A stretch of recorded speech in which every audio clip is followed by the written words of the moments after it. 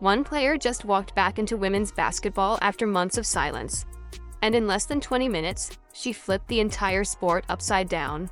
No warm-up games, no slow comeback, no easing her way back into rhythm, just one appearance. And suddenly, records started falling, ratings started exploding, and a conversation nobody wanted to have became impossible to ignore. Because while Caitlin Clark was rewriting history on the court, something else was happening off it. The same league that was struggling to pull viewers instantly became must-watch TV the second she stepped on the floor. The same players who were supposed to carry the sport forward suddenly found themselves in a very uncomfortable comparison. And that's where things started getting tense. Because this isn't just about one great performance. It's about what that performance exposed. It's about why the numbers changed so drastically, why the system suddenly looked broken, and why some names, yes, even big ones, got pulled into a conversation they didn't expect. And trust me, what really happened behind the scenes during this comeback, that's where the story gets wild. For 239 days, Caitlin Clark was gone. No highlights, no deep threes from the logo, no viral moments lighting up social media, just silence. And for a player who had become the center of attention in women's basketball, that silence felt louder than anything. At first, it didn't seem like a big deal, a minor injury. That's what fans were told. Something routine, something temporary. But then it dragged on and on. One update turned into another. A groin issue, then an ankle problem, then more time missed than anyone expected. Games started passing by without her name on the court. Entire matchups that would have been headline events suddenly felt empty. And slowly, something strange started happening. The excitement around the league cooled off. Fans who had been tuning in regularly started drifting away. The buzz that once followed every game got quieter. Because whether people wanted to admit it or not, Caitlin Clark wasn't just another player.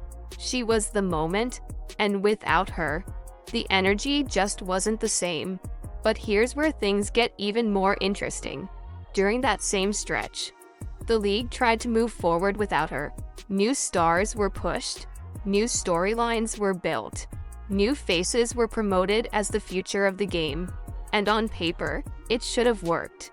You had talent, you had competition. You had names like Angel Reese and others stepping into bigger roles.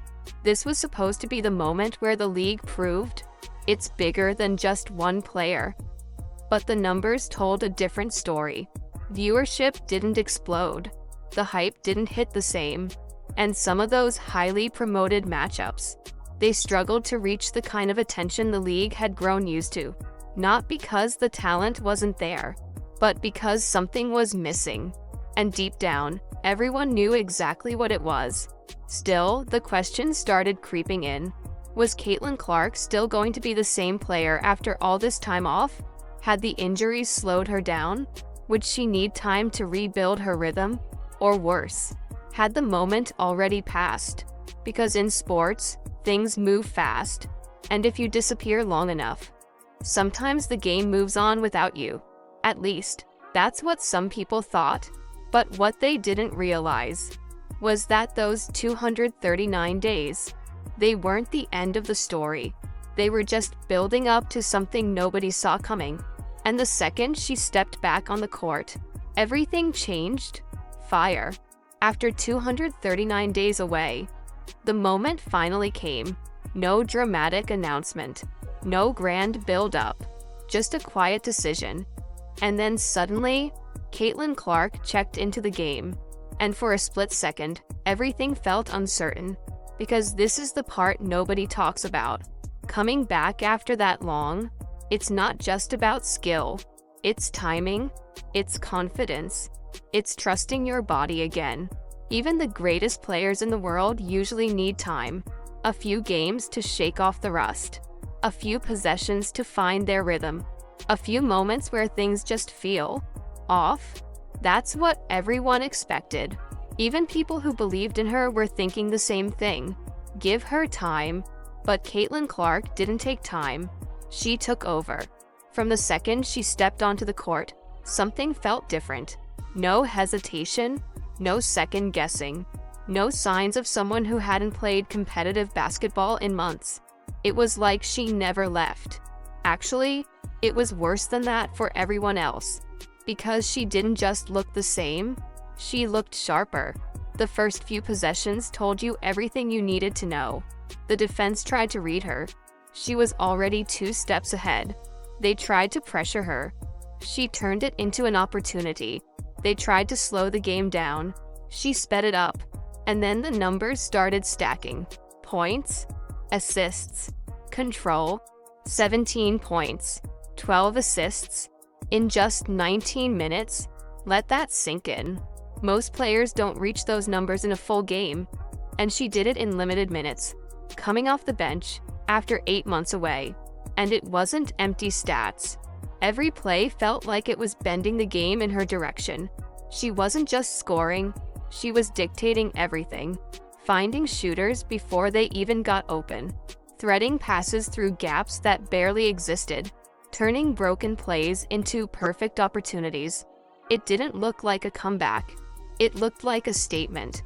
And just like that, every question people had been asking for months, answered. The rust narrative? Gone. The doubt about her injuries? Gone. The idea that she'd need time to adjust? Completely gone. But here's where it gets even crazier. Because while fans were still trying to process what they were watching, history was already being rewritten in real time. Records that had stood for years, some for decades, were about to disappear. And the wildest part?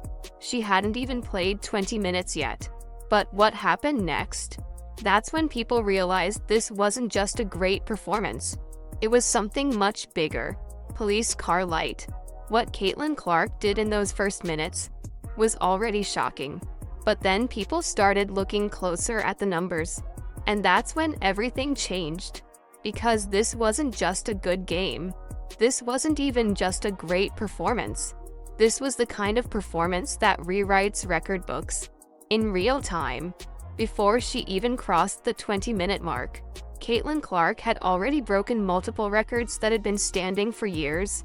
Not small records, not random stats. We're talking about marks that had survived generations of elite players, the kind of records you don't expect to see touched, let alone shattered in a debut, off the bench, after 8 months away. One of the biggest, most assists ever by a bench player in FIBA history. Think about that. Not just for Team USA, not just for recent tournaments, ever. And she didn't just edge past it. She blew past it like it didn't belong there in the first place. But that wasn't even the one that made people stop and stare. Because she also set the record for most assists in a Team USA senior national team debut. Men or women? Let that sink in for a second. Decades of international basketball. Hundreds of elite players. Legends of the game who wore that jersey. And in her very first appearance, Caitlin Clark erased all of them from that category. Just like that. And the scary part? It didn't even look difficult. That's what made it different. This wasn't a player forcing numbers. This wasn't someone chasing stats. This was control. Every possession felt like it belonged to her. She wasn't reacting to the defense. She was predicting it. Before the double team even came, the ball was already gone. Before the defense could rotate, someone was already wide open. Before the play even fully developed, she had already solved it. That's not normal. That's not something you teach. That's instinct at a level most players never reach. And it showed in every assist. These weren't basic passes. These were momentum-changing plays. Fast breaks triggered out of nowhere. Cross-court reads that split defenses in half.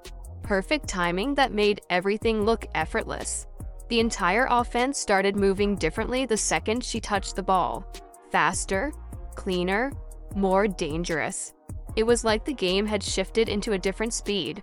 And only she knew how to operate in it. And here's the part nobody could ignore anymore.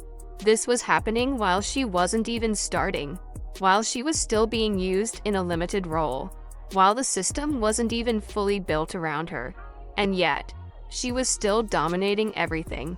That's when the conversation started to change, because now it wasn't just, wow, she had a great game. It became, wait, what happens if they actually let her run everything? And that question, it started creating pressure. Pressure on the coaching staff, pressure on the system, pressure on every decision being made. Because when someone breaks records that easily, you can't pretend it's normal. You can't downplay it. And you definitely can't ignore it. But somehow, that's exactly what happened next. And what came after this performance didn't make any sense at all. After a performance like that, you'd expect one thing: a promotion, a bigger role, more minutes, the offense fully built around her. That's how it works in sports. When a player proves they can control the game like that, you lean into it. You don't hold them back. But that's not what happened. Instead, Caitlin Clark stayed on the bench. And not just technically on the bench, the entire system started shifting away from her. Suddenly, the offense looked slower, less aggressive, less dangerous. It was like the team had just discovered something powerful and then decided not to use it. At first, it didn't make sense. Fans were confused. Analysts were confused. Even people inside the basketball world started asking questions, because what they had just seen in that first game wasn't normal. That wasn't something you experiment with. That was something you build around. But the coaching approach, it went in the opposite direction. The idea seemed simple on the surface. Let everyone shine. Spread the ball around. Don't let one player dominate. And in theory, that sounds fair.